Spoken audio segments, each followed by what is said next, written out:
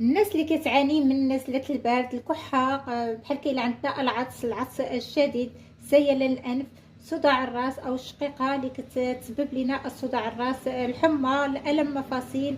عليك بهاد الوصفة، كنقسم لكم بالله كاع هادشي اللي ذكرت لكم راه من اليوم الأول شفيت منه.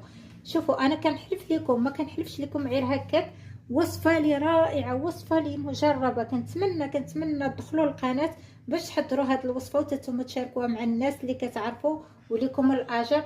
كنتمنى تجربوا لي هاد الوصفه، جوج وصفات اللي هما رائعين رائعين رائعين.